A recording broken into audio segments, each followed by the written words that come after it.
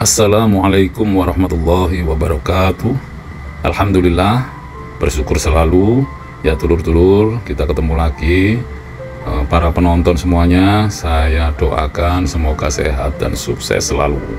Ya, kali ini saya mau membacakan sebuah hadis dari Abu Hurairah radhiyallahu an. Ya, Rasulullah Shallallahu alaihi wasallam bersabda, apabila kalian mendengar ayam jantan berkokok, maka mintalah karunia kepada Allah karena ia melihat malaikat. Dan apabila kalian mendengar ringkikan keledai, maka berlindunglah kepada Allah dari setan karena ia melihat setan.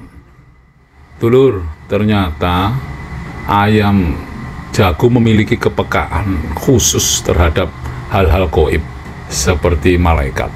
Dan ketika mendengar berkokok, kita dianjurkan loh untuk berdoa dan meminta karunia Allah. Masya Allah. Dan memang betul, katanya si Pak Agus yang nunggu di situ juga mengatakan jam sepertiga malam itu mereka berkokok sampai memecahkan kesunyian malam itu, sehingga berpesan supaya kita tahajud, ya, sholat sunnah tahajud. Begitu, dulur. Mari kita lihat kokok ayam jago bertasbih. Nah, ini kita dengarkan dan kita lihat bersama-sama ya. Harus bersabar sambil nanti setelah itu masuk kepada inti pembahasan part 11 daripada pakan ayam barokah ini. Terima kasih sebelumnya. Jumlah ayam itu. Hah? Jumlah apa?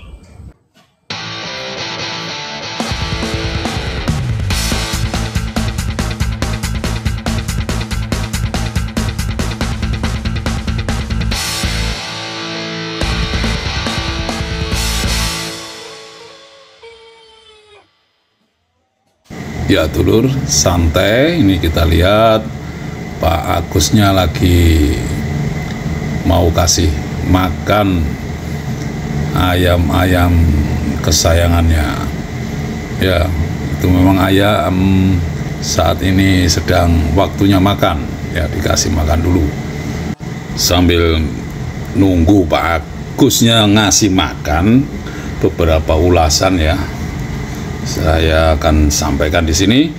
Ya, kita kan sudah mulai dari input ya. Kemarin itu yang meliputi input itu ya dari kalkulasi formula pakan itu, sehingga saya namakan itu sebuah job mix.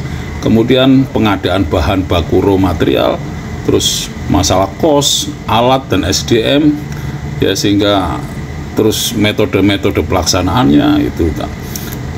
Kemudian setelah input kan juga ada proses. Nah, proses itu mulai dari penimbangan, pembuatan pakan, sama perawatan. Sekarang ini memberi pakan, ini proses ini. Kemudian akan menghasilkan sebuah telur yang mana masuk ke dalam outputnya itu. Hasil telur. Nah, kemudian ke pemasarannya juga. Setelah itu kalau kita lengkapi dengan lingkungan dan ya perizinan itu ya tetap bagus gitu ya. Nah, observasi pelaksanaan ini bila sudah mendapatkan sebuah hasil ya, maka juga karena kita melaksanakan ya, mendapatkan sebuah ilmu yang akan diterapkan dan disempurnakan dalam desain-desain pembuatan dengan skala yang lebih besar nantinya ya. Kita mulai awal hingga akhir dan bisa mencapai tujuan sebuah usaha ini gitu. Sebuah usaha yang dimulai dari memang UMKM ini, skala kecil banget ya. Bagi pebisnis ini ya masih kategori mikro ya, bisa dikerjakan oleh banyak orang. Tapi dengan penanganan dan pengelolaan manajemen yang benar dan baik gitu ya, tidak merugikan dan tidak menimbulkan efek-efek lain seperti polusinya itu ya. Maka polusi yang ramah lingkungan dan bisa bermanfaat itu kita harus menerapkan. Kemarin sudah kita supaya bau itu tidak menguapkan, dia bisa menimbulkan gas amonia itu. Nah, maka setelah penyiraman ini harus diberi campuran-campuran yang bisa menimbulkan aktivitas mikroba yang nanti tercampur di dalam airnya itu.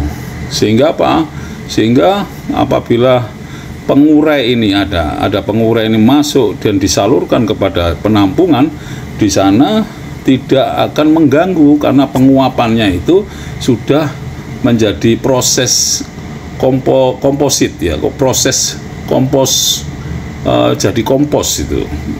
Proses dekomposisi bahan organik dalam kotoran ayam dan air, serta ada bioorganik yang kita campurkan di situ, sehingga bisa mengikat gas amonia itu ya.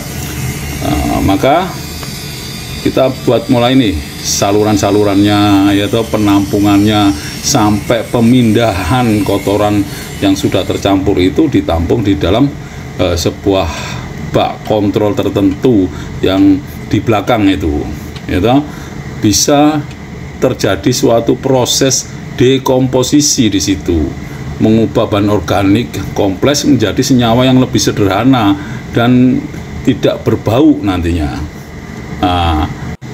Ada aktivitas mikroba di situ yang bekerja lebih cepat dan bisa efisien mengurangi bau kotoran tadi. Maka jadilah kompos nantinya, bermanfaat itu bisa apabila bisa diberikan kepada perikanan dan yang bisa menumbuhkan plankton itu, dan bisa juga nantinya itu untuk tanaman yang bisa memperbaiki unsur hara dalam tanah tersebut, sehingga ya tumbuhan akan lebih sehat dan cepat panen, cepat berbuah dan seterusnya ya.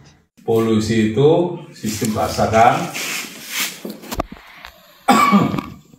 ini bisa nanti akhirnya menjadi kompos. Oke, caranya tadi ya sudah saya jelaskan, betul? Oke, sekarang yang kedua, kalau pakan sudah berhasil, perawatan sampean sudah bisa bagus, telur sudah semakin meningkat, apa yang sampean inginkan sekarang? Meningkatkan kan sampean kan kepingin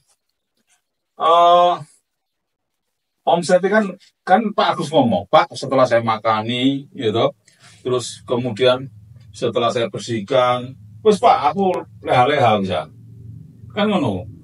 Sementara sampai misalkan dapat itu omset itu hanya katakanlah kita ada 250 ekor mengunut tok, Pak. Sedangkan kalau kita mau meningkatkan, otomatis kan kita harus lihat tempat tuh. Oke? Kalau tempatnya gimana? Ono enggak? Oh, enggak ono, Pak. Tempat yang ada itu. Loh, kalau tempat yang ada itu, kalau tempat ada, volume di tingkat no, apa yang terjadi? Kotorannya kan banyak. Apa? Populasi berarti kan kotorannya kan banyak. Kotoran semakin banyak, oke. Sirkulasi udara harus memenuhi syarat. Soalnya ayamnya banyak, populasi banyak. Oke, apa? Senang juga? Sirkulasi udara. Sirkulasi udara, suhu, terus apa nih? Pencahayaan. Nah, ini harus dipikirkan terus kebersihan. Itu kotoran semakin besar, ya oke, kebersihan. Oke ya, nah kita bahas satu-satu ya. Sirkulasi yang paling penting kan, kalau kotoran kan kemarin tadi kan manajemen atau pengelolaan polusi kan sudah terjadi. Ya. Berapapun kotoran nggak ada masalah. Masalah nggak? Nggak ada masalah. Semakin banyak semakin bagus nggak kalau komposnya bisa berhasil? Bagus. Semakin bagus. Karena kompos itu tadi untuk bisa menimbulkan plankton kalau penanganannya benar. Betul? Iya. Yang tadi loh. Oke. Berarti ini nggak ada masalah. Oke, nggak ada masalah. Kalau tempatnya volumenya itu seperti itu sama, sedangkan populasinya ditambah, apa yang terjadi? Kalau sirkulasinya nggak dipikirkan? Ayamnya stres. Maka banyak kematian. Tidak akan jadi pertelur. Maka omset untuk mencari omset ya nggak tercapai gitu. Paham ya? Kalau supaya tercapai berarti sirkulasi harus beres. Nah, ini ditangani betul ini. Oke, kita ngomong sirkulasi di sini. Bagaimana caranya sirkulasi udara supaya di situ supaya bisa dengan kondisi seperti itu hanya muat 250, tetapi kita mau meningkatkan menjadi 500 katakanlah.